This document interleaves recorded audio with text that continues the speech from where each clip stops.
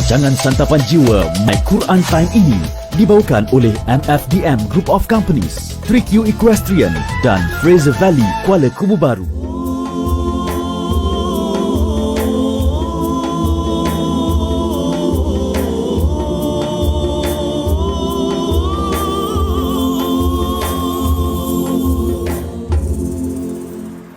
Bismillahirrahmanirrahim. Alhamdulillahi Rabbil Alamin. Ar-Rahmanir-Rahim. Maliki Yawmiddin.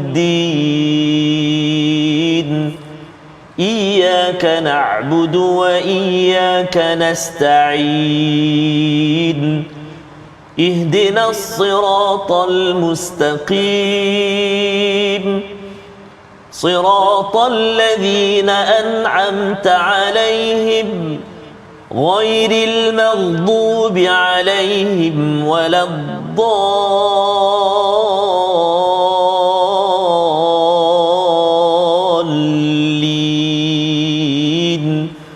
آمين. صدق الله. Assalamualaikum warahmatullahi wabarakatuh. Alhamdulillah wassalatu wassalamu ala Rasulillah wa ala alihi wa man wala. Syada la ilaha illallah, syada Muhammadan abduhu wa rasuluhu. Allahumma salli ala sayidina Muhammad wa ala alihi wa sahbihi ajma'in. Amma ba'd. Alhamdulillah kita bertemu dalam My Quran Time baca faham amal pada hari ini, hari ulang kaji kita pada halaman 531 hingga 536, dan alhamdulillah pada hari ini tuan-tuan yang berada di mana saja, saya ucapkan terima kasih dan terus kita istiqamah bersama Al-Quran, dan kita bertuah pada hari ini untuk mengulang kaji bersama panel kita pada hari ini Al-Fadhil Ustaz Dr. Arif Musa.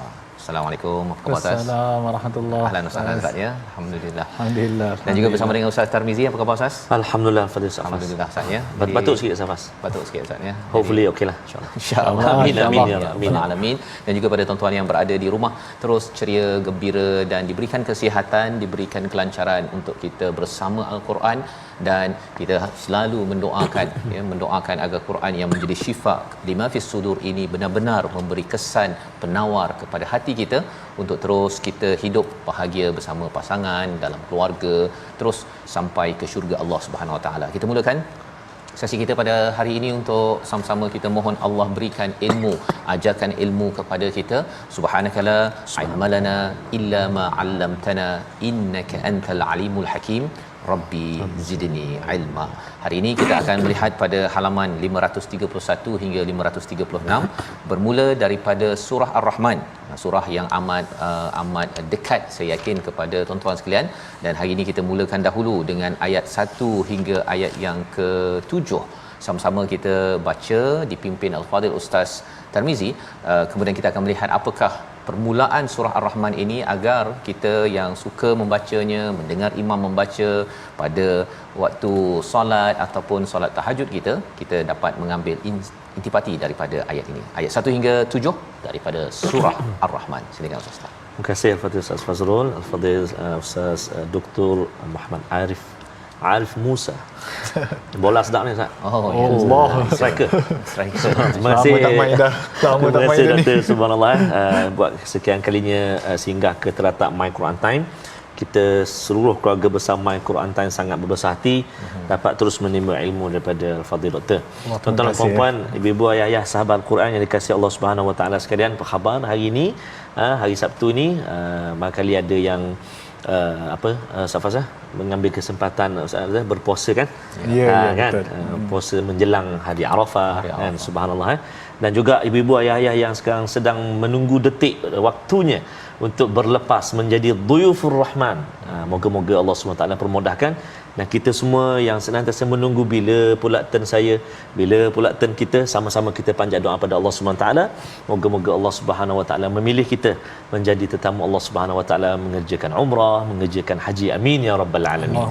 Kita mulakan bacaan dengan ayat yang pertama sehingga ayat yang ke-7 surah Ar-Rahman insya-Allah. A'udzu billahi minasyaitonir rajim. Bismillahirrahmanirrahim. Ar-Rahman 'allamal Qur'an خلق الإنسان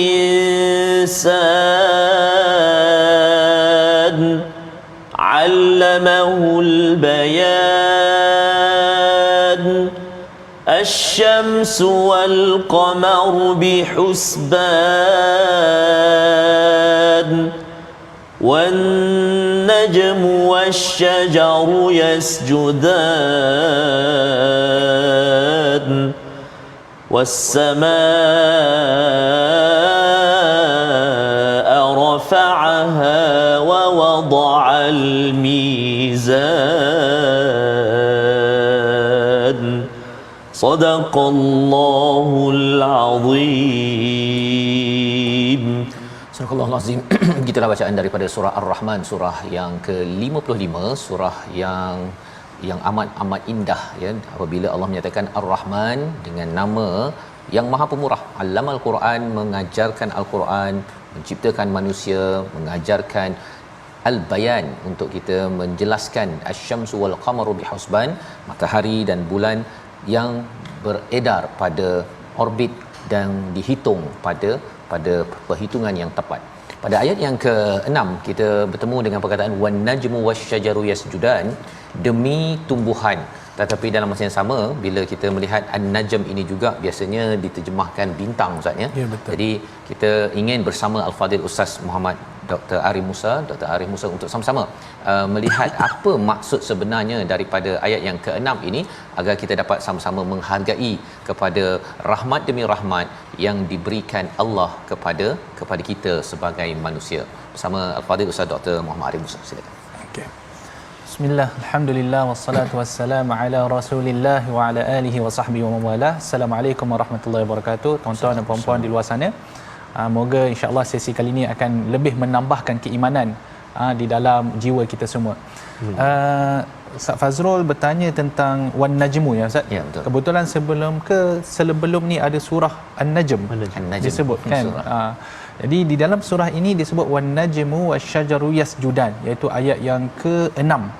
Dia datang selepas asy-syamsu wal qamaru bihusban. Wan najmu di sini para ulama menjelaskan bahawa ada dua pendapat sebenarnya Ustaz. Ya. Ada dua pendapat. Jadi an-najmu ada disebutkan an-nabat alladhi laisa lahu saq. Maksudnya tumbuhan yang tidak ada batang. Maksudnya dia pokok renek. Macam yang dipanggil apa? Menjalar. Pokok renek. Renek macam tu bunyi dia. Saya pun duk mencari apa bahasa Melayu tu panggil apa ya. Tapi pokok renek maksudnya dia tidak ada batang lah. Sebab tu selepas itu disebutkan tentang asy-syajar ataupun asy-syajar ni pokok yang ada batang lah. Jadi semua pokok-pokok yang besar semua termasuk dalam asy-syajar. Wan najmu adalah pokok-pokok yang renek dipanggil tadi. Tetapi dalam masa yang sama juga ada setengah ulama yang berpendapat an-najmu ini kembali kepada makna yang kita biasa dengar, iaitu bintang. Dan bintang wan najmu wasyajaru yasjudan, yang mana bintang dan pokok sama-sama bersujud kepada Allah Subhanahu Wa Taala. Dan pendapat yang kedua ini sebenarnya disokong juga dengan ayat yang lain, iaitu di dalam surah Al-Hajj kalau tak silap saya, alam tara annallaha yasjudu lahu man fis samawati wa man fil ard wasyamsu wal qamaru alam tara annallaha yasjudu lahu man fis samawati wa man fil ardi wasyamsu wal qamaru wan nujumu wal jibal. Yang mana di dalam ayat ini jelas menunjukkan bahawa antara yang sujud kepada Allah Subhanahu Wa Taala adalah bintang di dalam ayat ini. Jadi kalau kita tengok ayat yang sebelah sana dan kita tengok kepada ayat ini, maksudnya seolah-olah dia seiyalah, seolah-olah dia sama. Tetapi dalam masa yang sama saya rasa kedua-dua pendapat ini kita boleh pakai. Kita boleh pakai. Dia sebenarnya khilaf di dalam ilmu tafsir ini adalah dalam bab ini lebih kepada khilaf yang mana dia tidak bercanggah. Jadi kedua-dua khilaf ini, kedua-dua pendapat ini kita boleh menerima dan kita boleh pakailah dalam kita menterjemahkan Al-Quran. Sebab tu kalau kita lihat dalam kitab terjemahan di depan kita ini, dia menterjemahkan kepada tumbuh-tumbuhan dan pohon-pohon. Maksud dia mengambil pendapat yang pertama tadi. Okey. Tapi saya nak tambah sikitlah Ustaz, pada ala-ala kita dah sampai pada permulaan surah An-Najm ni. Saya terlihat satu tafsir yang agak menarik lah tentang awal permulaan surah Ar-Rahman ni, surah Ar-Rahman. Maaf. Jadi Kalau kita lihat surah Ar-Rahman ini, dia membincangkan tentang nikmat-nikmat. Betul tak? Ya, Allah SWT akan mula menceritakan tentang nikmat-nikmat yang Allah Subhanahu Wa Taala telah berikan kepada manusia. Kemudian diakhiri dengan fabi ayyi ala'i rabbikuma tukadziban. Mana lagi nikmat Tuhan kamu yang kamu dustakan. Tapi kita tengok nikmat yang pertama disebut adalah Ar-Rahman, kemudian Allamal Quran. Maksudnya nikmat yang paling besar sebenarnya yang Allah Subhanahu Wa Taala berikan kepada umat manusia adalah agama ini. Yang mana ia bersumberkan daripada Al-Quran. Kan? Walaupun selepas ini disebutkan tentang asy-syamsu wal qamar wan najmu wasyajar was samaa rafa', tetapi yang pertama yang Allah Subhanahu Wa Taala sebutkan di sini adalah Allamal Quran. Jadi inilah sebenarnya nikmat yang kadang-kadang ramai yang tidak sedar. Yang lain itu kita sedar. Macam contoh allamahul bayan, pertuturan kata. Boleh bercakap. Kalau tak boleh bercakap, tak kesusah. Kan kita semua sanggup pergi terapi, bawa anak pergi speech therapy semua kan. Kalau katakanlah asy-syamsu wal qamar, katakanlah ada masalah dengan bumi, matahari dan bulan, kita semua akan sedar. Kan wan najmu wasyajar dan semuanya lah. Tetapi kita kadang-kadang apa yang kita lalai dan kita alpa adalah nikmat yang Allah Subhanahu Wa Taala sebutkan pertama di situ. Dia Allamal Quran. Mungkin saya nak tambah sikit lagi, iaitu kalau kita pergi kepada ayat yang ke-6, dia menunjukkan bahawa segala makhluk yang ada di atas muka bumi ini selain daripada as-saqalan, iaitu selain daripada jin dan manusia, mereka semua sebenarnya sujud tunduk kepada Allah Subhanahu Wa Taala. Cuma manusia saja kita kadang-kadang alpa dan lalai lah, dan juga jin.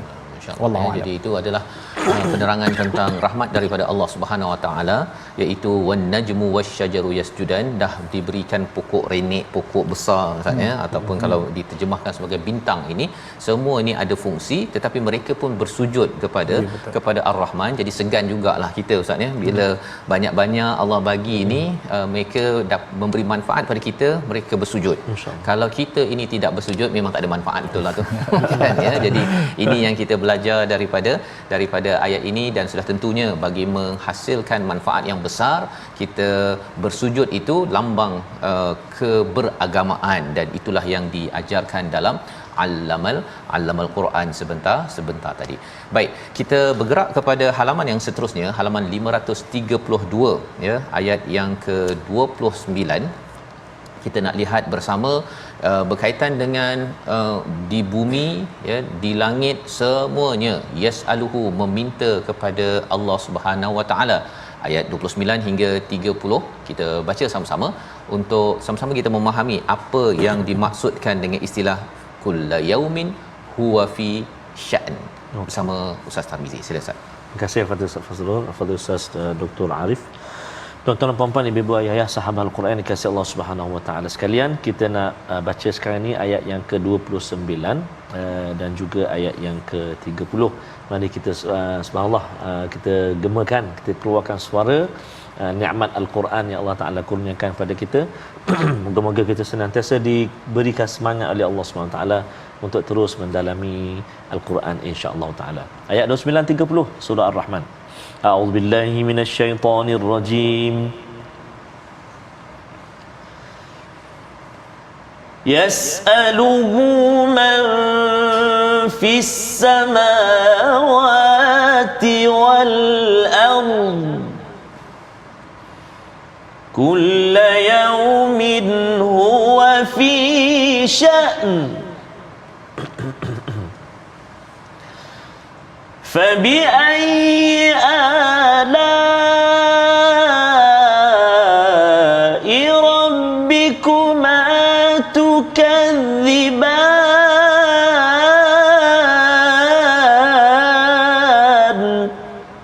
صدق الله العظيم. Surah Al-Azim ayat yang ke-29, apa yang di langit dan di bumi selalu meminta kepadanya, kepada Allah Subhanahu Wa Taala setiap waktu dia dalam kesibukan. Maka nikmat Tuhanmu yang manakah yang kamu dustakan? Perkataan yang berulang ataupun ayat yang 31 kali berulang dalam Al-Quran ini, mungkin bahasa zaman sekarang ustaz ya, mungkin 1400 tahun dah lama dah ayat ini bagi tahu ya, tapi kita je yang lalai.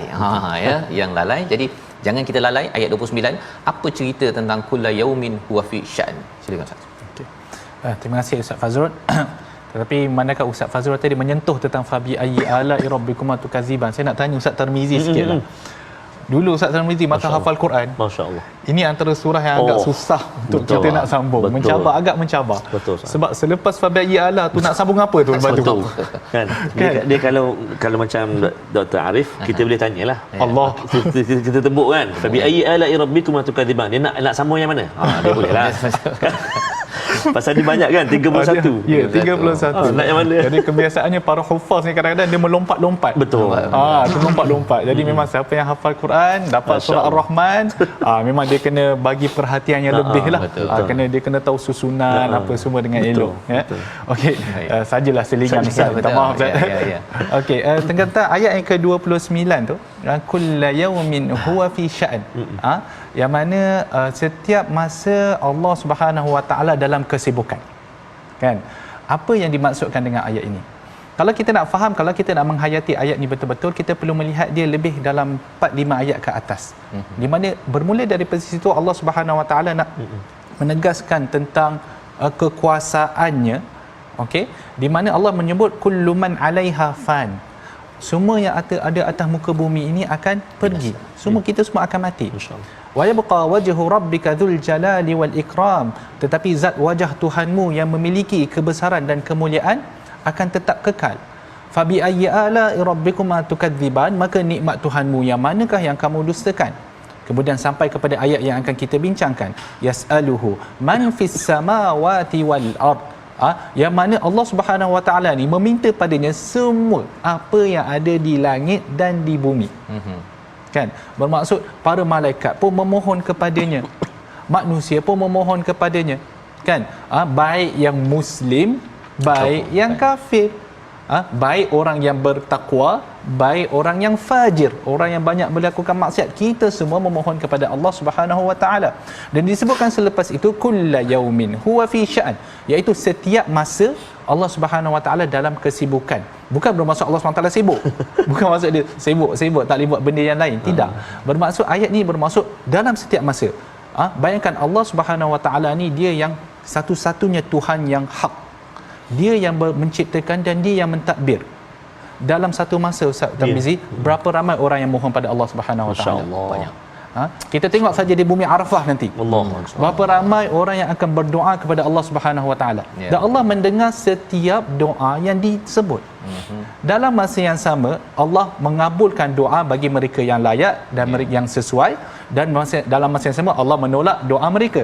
Dalam masa yang sama Allah mentadbirkan alam. Kan? Bulan nak kena keluar juga, bumi nak kena pusing juga, kan? Kucing nak kena minum juga. Jadi semua benda ni, kan, Allah Subhanahu Wa Taala laksanakan dalam masa yang sama. Itu yang dimaksudkan. Dalam masa yang sama semua benda berlaku.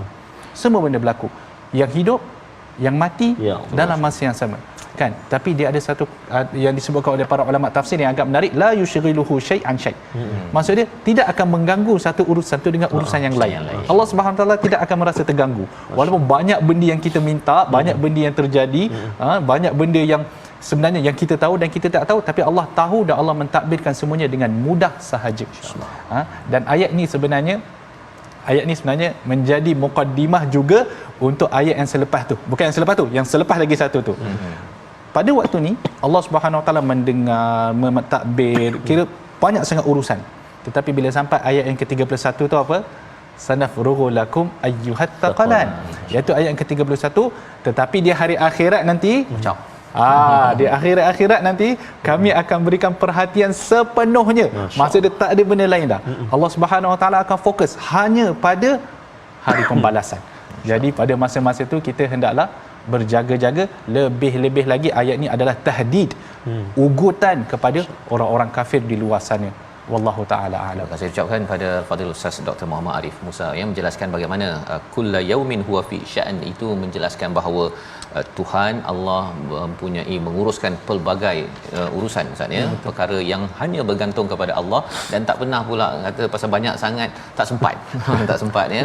Semuanya sempat bagi Allah Subhanahu Wa Taala dalam masa yang sama.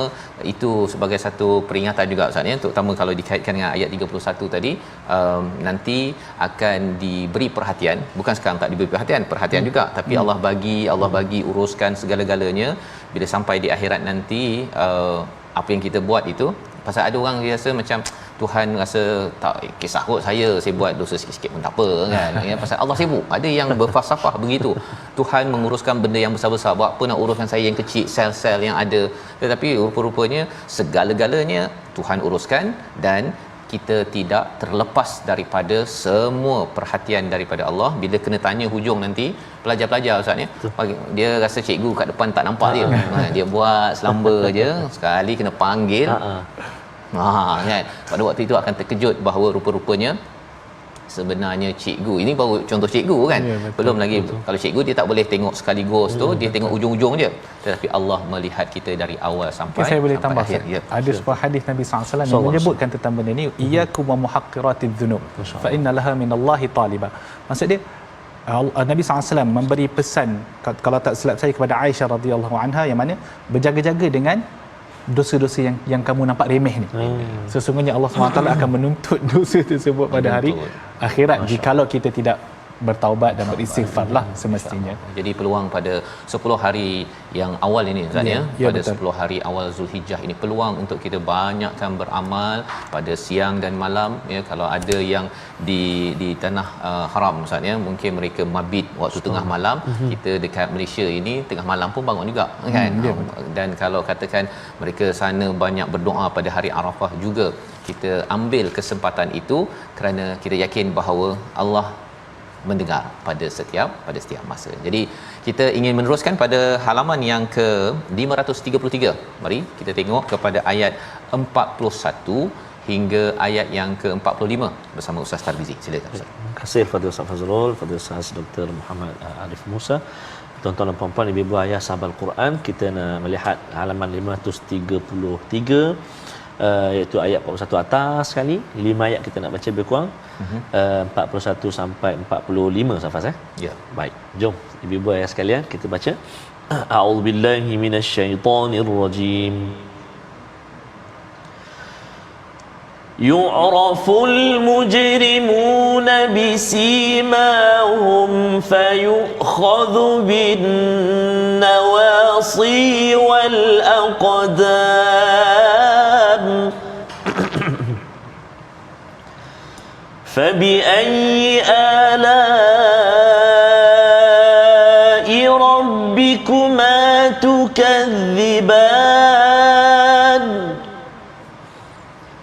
هذه جهنم التي يكذب بها المجرمون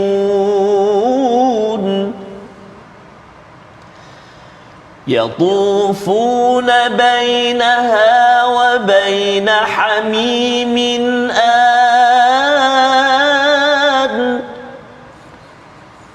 فبأي آلاء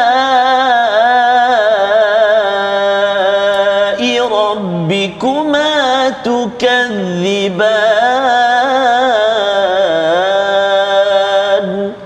صدق الله العظيم. Mengapa ada banyak peringatan azab di dalam surah Ar-Rahman? Kita berehat sebentar. My Quran Time, baca faham amal insya-Allah.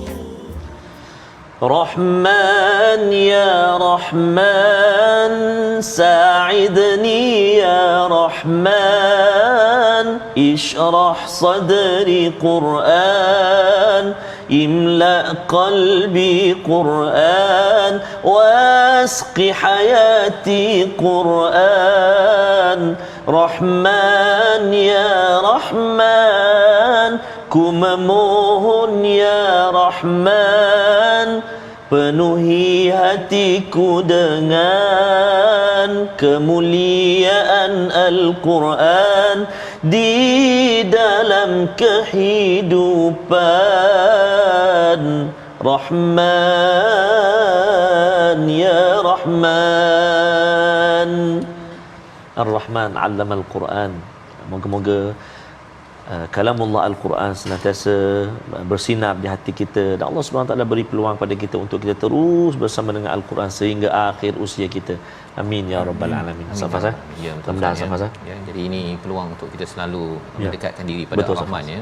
Bersama dengan Dr. Arif Musa pada hari ini untuk menjelaskan bagaimana perkataan-perkataan yang ada di dalam surah Ar-Rahman ini amat istimewa sebenarnya ya, bila diakhirkan dengan fabi ayyi ala'i rabbikuma tukadziban.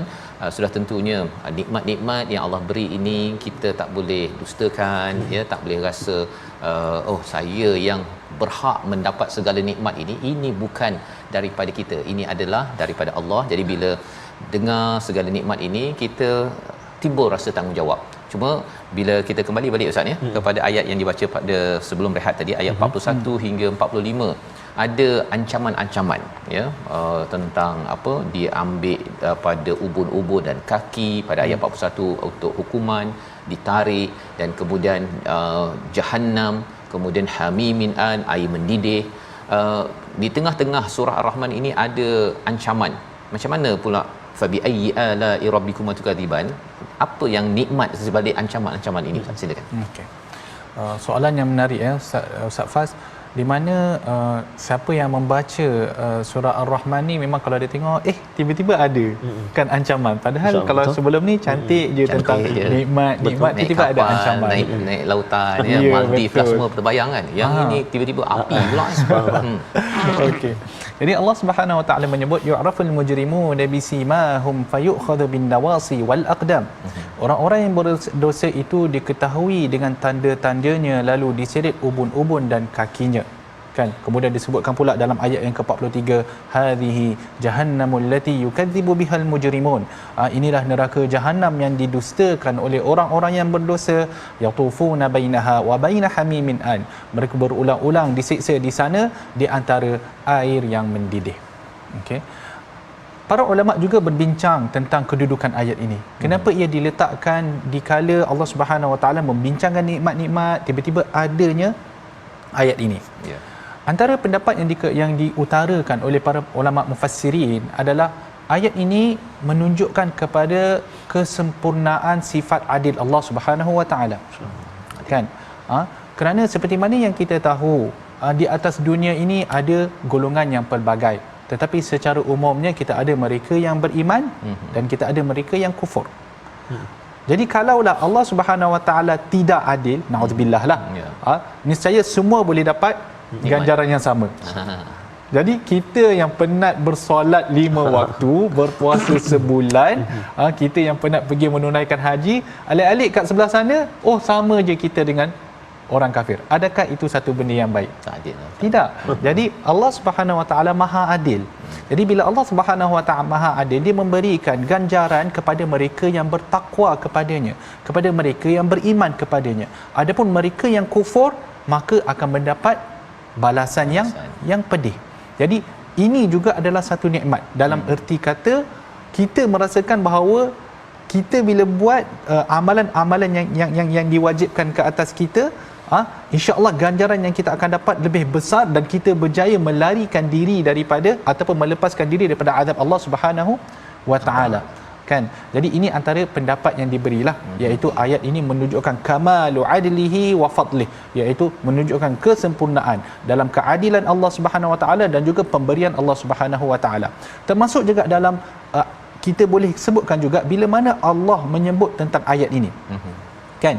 Peringatan Allah kepada kita tentang apa azab neraka ini sebenarnya ia merupakan satu nikmat juga.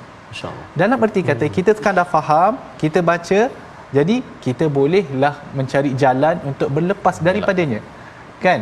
Kan contoh kalau sebelum satu musibah berlaku, contohlah kalau kita masa Covid dulu, katakanlah kalau setahun sebelum tu dah ada warning tentang COVID. Kan. Jadi kita sebelum nak sampai COVID dah orang dah cakap okey nanti tahun depan akan berlaku sekian. Buat persediaan supaya kamu boleh mengurangkan ataupun kamu boleh mengelakkan. Tak ke tu satu nikmat? Betul. Satu nikmat. InsyaAllah. Kan? Jadi Allah Subhanahu Wa Taala sekarang memberikan kepada kita peringatan. Jadi adakah kita nak mengambil peringatan ataupun tidak? Satu lagi pendapat ni agak menarik juga Ustaz. Banyak pendapat saya bagi Ustaz, tak apa Okay, silakan. Kita nak belajar. selagi mana Betul. selagi mana dalam kerangka tafsir tu saya suka mengumpulkan supaya bila kita banyak pendapat kita lebih menghargai ayat tersebut. Sebab tu Al-Quran ni satu ayat tetapi dia ada banyak makna. Kan? Dan setiap makna tu menyempurnakan antara satu sama lain. Satu pendapat lagi disebut oleh Al-Imam Ar-Razi dalam tafsir dia. Yang mana ayat ini bila Allah SWT kata fabi ayyi ala'i rabbikuma tukadziban, antara nikmat Tuhanmu mana yang kamu dustakan. So apakah respon kita terhadap nikmat tersebut? Manusia ni dia ada dua golongan dalam respon kepada nikmat Allah Subhanahu Wa Taala, antara kita bersyukur ataupun kita kufur. Jadi ayat ni sebenarnya nak menceritakan kalau kamu kufur terhadap nikmat-nikmat yang telah disebutkan sebelum ni, maka di sinilah tempat kamu. Jauh dia pergi kan. Di sana baru sampai Dia sini. kata, jadi kenapa Allah SWT menyebutkan nikmat-nikmat tersebut agar kamu bersyukur, tapi kalau kamu kufur maka beginilah nikmatnya. Nikmat pula, beginilah azabnya. Beginilah azabnya. Jadi dia ada kaitan. Maksudnya ayat ini seolah-olah dia memberi kepada kita apakah akibat jikalau kita salah bertaamul dengan nikmat yang Allah Subhanahu Wa Taala beri kepada kita. Terima kasih diucapkan pada Fadil Ustaz Dr. Muhammad Arif Musa yang memberikan beberapa pendapat ulama berkaitan dengan ayat ini, ya. Sudah pastinya bila kita lihat awalnya Ustaz ni macam ini azab ni apa sebab tiba-tiba kan apa yang nak dihargai, ya, daripadanya rupa-rupanya ini adalah tanda keadilan daripada Allah Subhanahu Wa Taala. Yalah Ustaz kan, kalau ada orang bunuh 1000 orang kan, bila dia kena gantung dia satu nyawa je kan. Orang yang terseksanya 1000 keluarga, ya. Tetapi bila Allah adil, orang begini kalau yatufun maksudnya berpusing-pusing berapa ratus ribu kali dia berpusing dalam neraka itu kerana dia sudah berbuat banyak mujrimun ataupun membuat jaram dosa, ya, di dalam kehidupan. Dan ini satu nikmat yang kita harap kita minta Allah jauhkanlah Ustaz, ya. Allah beritahu awal. Awal kalau COVID tu dia beritahu awal tu banyak macam-macam kita boleh buat persediaan, tapi ada orang tak percaya Ustaz. Betul ke ada COVID nanti 2-3 tahun kita tak tahu. Jadi dia pun langgar je rupanya. Ia memang adalah sesuatu yang betul. Jadi kalau ada peraturan, ada orang kata dalam Quran ni banyak cakap pasal neraka ni Ustaz ni. Mengapa tak cakap yang indah-indah sahaja? Jadi dah ada jawapan lah hari ni. Rupanya yang indah-indah tu hanya ada orang yang buat indah lah kan. Tapi betul. Kalau dia tak indah, tidaklah indah. Inilah balasan yang adil dari Allah Subhanahu Wa Taala. Kita berganjak kepada surah Al-Waqiah pada halaman 534. Ada 3 kategori manusia yang diangkat ataupun yang diletakkan pada akhirat nanti. Itu yang kita baca daripada ayat yang ke-7. Mari sama-sama kita lihat ayat yang ke-7 hingga ayat yang ke-11 kerana kita nak memberi perhatian kepada as-sabiqun as-sabiqun, siapa mereka, bolehkah saya menjadi sebahagian daripadanya. Ayat yang ke-7 hingga ayat yang ke-11. Silakan Ustaz. Terima kasih kepada Ustaz Fazrul. Juga ayat Ustaz Fazrul tadi. Nak dapat yang indah kena buat yang indah-indah. Kalau buat tak indah tak dapat yang indah tu. Betul. Lain macam. Nak terbang Ustaz. Terbang insya-Allah. Tuan-tuan dan puan-puan, ibu ayah sahabat Al-Quran dikasihi Allah Subhanahu Wa Taala, mari kita baca pula ayat yang ke-7 sehingga ayat yang ke-11 di permulaan surah Al-Waqiah, muka surat 534. Mari kita cuba indahkan suara kita insya-Allah. A'udzubillahi minasyaitonirrajim. Wa kuntum azwajan thalathan fa ashabul maimanati ma ashabul maimanah wa ashabul mash'amati ma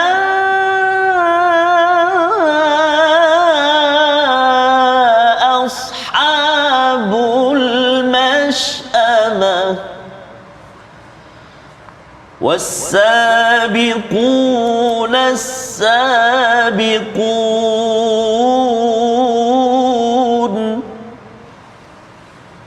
أولئك المقربون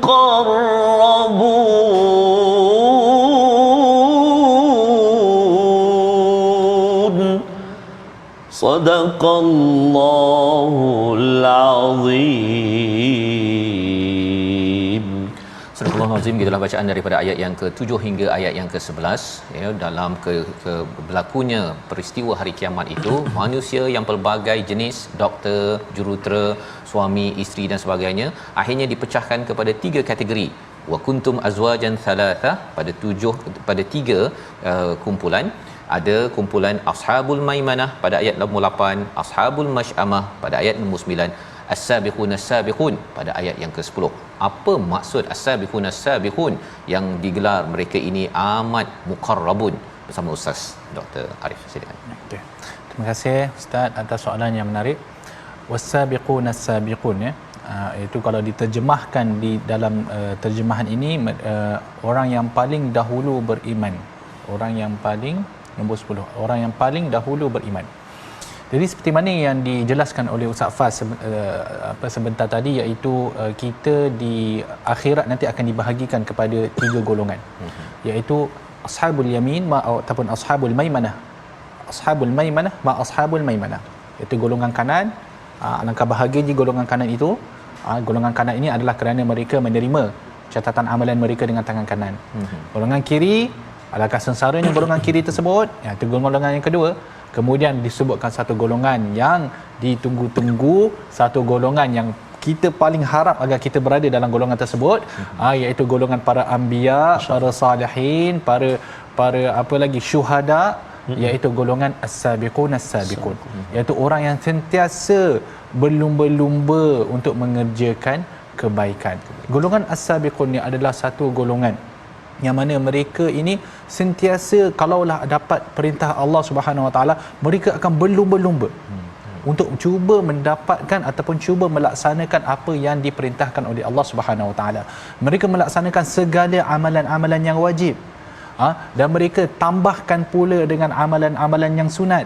Mereka meninggalkan segala perkara yang haram dan bahkan mereka meninggalkan juga perkara-perkara yang makruh. Jadi siapakah golongan ini? Jadi ulama adalah memberikan mereka menyebut beberapa golongan lah. Jadi semestinya al-anbiya termasuk dalam as-sabiqun, tidak ada masalah. Al-anbiya termasuk juga para rasul semestinya sebelum itu. Kemudian para salihin juga termasuk dalam golongan ini. Kemudian ialah di kalangan kita inilah siapa yang boleh mencapai. Kerana golongan as-sabiqun ni mereka yang martabat yang paling tinggi. Martabat yang paling tinggi. Kan? Sebab itulah Allah Subhanahu Wa Taala bila mereka ini berkorban untuk Allah di atas dunia, sebab itulah Allah memberikan mereka darjat, iaitu mereka berada dekat di sisi Allah Subhanahu Wa Taala. Ulaika al-muqarrabun. Kalau kita lihat menjadi dekat kepada Allah Subhanahu Wa Taala, itu pun nikmat yang paling besar. Kan? Didahulukan sebelum fi jannatin naim tu. Sebab kita dekat dengan Allah, itu sendiri sudah satu nikmat yang kalau kita dekat dengan orang kaya Ustaz ya, lepas tu tapi ulama ada juga cerita tentang benda ni ya, iaitu dia beza bila kita dekat dengan Allah dan juga kita dekat contoh dengan pemerintah. Contohlah kan, bila kita dekat dengan pemerintah, bila kita jadi kita kata dalam hulu balang yang panggil.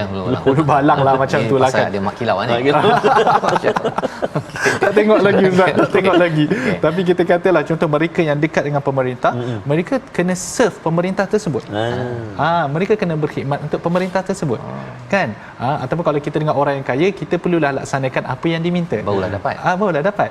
Tetapi berbeza dengan bila kita dekat dengan Allah Subhanahu Wa Taala, Allah menyediakan semua kan untuk kita.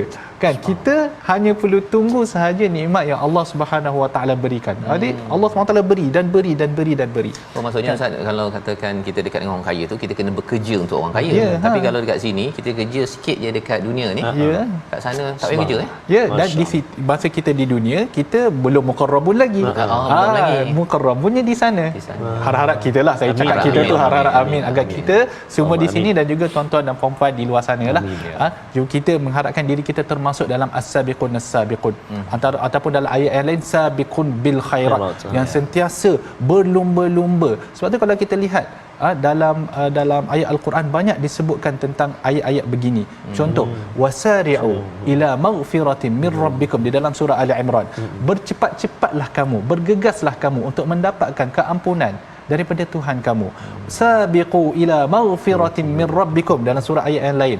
Bergegas, berlumba-lumbalah kamu.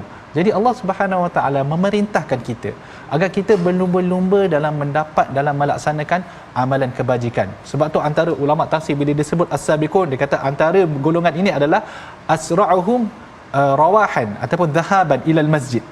Maksudnya orang yang paling awal pergi ke masjid pun dikira pun dikira dia termasuk dalam sifat-sifat orang as-sabiqun itulah kan. Antara dia lagi ahlul Quran, ada disebutkan juga mereka yang menjadi ahlul Quran kerana mereka mengorbankan kehidupan mereka itu untuk berkhidmat untuk al-Quran. Moga Allah SWT jadikan Amin, kita ya semua Rabbal jugalah Alamin. dalam golongan itu. Jadi dia boleh beberapa jenis manusia yang boleh tergolong dalam as-sabiqun as-sabiqun ni, dan kita berharaplah agar kita semua termasuklah. Amin Allah. InsyaAllah. Amin ya rabbal alamin. Moga-moga pada 10 hari yang terawal daripada Zulhijjah ini kita memanjatkan doa agar kita menjadi as-sabiqun as-sabiqun Ustaz ya. Agar kita dekat dengan Allah ya, ulaikal muqarrabun, kerana di dunia ini cuba ya kita bercepat bersegera dalam mendekatkan diri pada Allah Subhanahu taala. Bagi tuan-tuan yang salah satu amalan pada 10 Zulhijjah ni menuju kepada korban lah Ustaz ya. Ya, betul. Korban itu, raya korban itu adalah kerana kita nak membanyakkan lagi pengorbanan mendekatkan diri kita kepada Allah Subhanahu Wa Taala. Dan kita berganjak kepada halaman seterusnya, halaman 535, di mana ada istilahnya pada ayat 27 38 itu, 27 hingga 38, ashabul yamin ya. Ashabul yamin, tadi kita bincang as-sabiqun as-sabiqun Ustaz ya. Ashabul yamin dengan as-sabiqun as-sabiqun, kalau dalam surah Waqiah ni ganjaran demi ganjaran. Tapi kalau Ustaz boleh dalam masa seminit dua yang berbaki ini, apa beza ashabul yamin dengan as-sabiqun as-sabiqun, agar saya taklah termasuk jatuh kan. Nak as-sabiqun jatuh sikit pun ashabul yamin, jangan jatuh nombor 3 je. Iaitu ashabul masy'amah. Silakan Ustaz. Okey, beza dia mudahlah. Di mana as-sabiqun as-sabiqun adalah mereka yang berlumba-lumba melaksanakan kebajikan, mereka yang berlumba-lumba untuk meninggalkan maksiat dan juga benda-benda yang makruh pun mereka tinggalkan. Adapun ashabul yamin adalah orang yang beriman, tetapi kita fahamlah tingkatan iman ni, kita fahamlah ya. Kadang-kadang mereka yang orang yang beriman ni yang bukan golongan as-sabiqun, ada di kalangan mereka yang kena masuk neraka dulu, kemudian dibakar, diazab, kemudian barulah dibenarkan untuk masuk ke syurga Allah Subhanahu Wa Taala. Kan Nabi sallallahu alaihi wasallam sebut kalau dalam hati seseorang itu ada iman, walaupun kecil pun iman tu, dia tetap akan masuk ke syurga Allah Subhanahu Wa Taala. Jadi mereka ini yang buat maksiat, yang ni, tetapi kalau mereka masih lagi dalam kerangka orang Islam, iaitu orang-orang yang berserah diri kepada Allah, yang beriman kepada Nabi sallallahu alaihi wasallam, maka mereka akan termasuk dalam golongan ashabul yamin. Adapun yang up tadi adalah mereka yang kita kata beramal beribadat, yang belum-belum itu level yang lagi satulah. Itu mudah dia lah, secara mudah ya. Jadi itu adalah panduan bagaimana kita nak memastikan Ustaz ya, menjaga iman kita. Dan sudah tentunya kalau katakan nak jadi as-sabiqun as-sabiqun, kita bersegera apa saja perintah daripada Allah Subhanahu Wa Taala. Moga-moga kita tergolong daripada as-sabiqun as-sabiqun. Kita berdoa di hujung ini sama-sama, kita harapkan, kita mohon pada Allah Subhanahu Wa Taala, Allah izinkan kita menjadi as-sabiqun as-sabiqun, mendapat ganjaran yang hebat kerana kita sentiasa mendekatkan diri kita kepada yang esa. Bersama Fadil Ustaz Dr. Arif Musa. Alhamdulillah.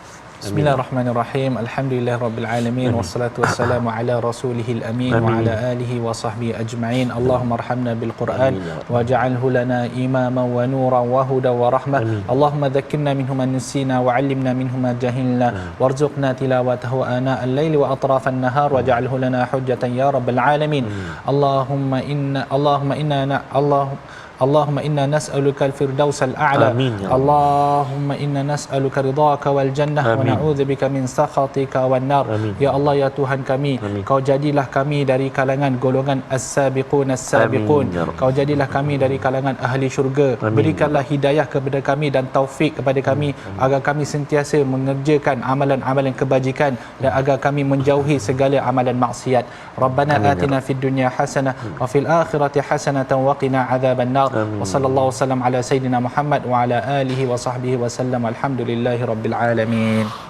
Amin ya rabbal alamin. Terima kasih diucapkan pada Fadil Ustaz Dr. Arif Musa yang memimpin bacaan doa dan juga berkongsi permata Al-Quran daripada surah Ar-Rahman dan surah Al-Waqiah. Terima kasih juga kepada Ustaz Tarmizi bersama Ustaz ya. Kita doakan pada tuan-tuan juga dapat sama-sama terus aktif dalam tabung gerakan Al-Quran untuk sama-sama menyumbang, dan hari ini kita harapkan sumbangan tuan-tuan 10 hari yang terakhir, bukan terakhir, terawal. Biasa Ramadan ni akhir, ini yang terawal. Ianya adalah ganjaran yang besar yang Allah terima, dan ia tanda bahawa saya ini ingin menjadi as-sabiqun as-sabiqun, salah satu platformnya dengan tabung gerakan Al-Quran. Dan bagi tuan-tuan yang ingin mengendalikan program Quran di mana saja, ada kekangan, idea, bajet dan sebagainya, berhubung dengan nombor yang tertera, kerana kita yakin sumbangan bahagian dari rakan-rakan kita itu perlu kita manfaatkan untuk meluaskan lagi capaian Al-Quran ke dalam hati individu di sekeliling kita. Kita bertemu lagi dalam halaman baru pada hari esok, insya-Allah. My Quran Time, baca, faham, amal, insya-Allah.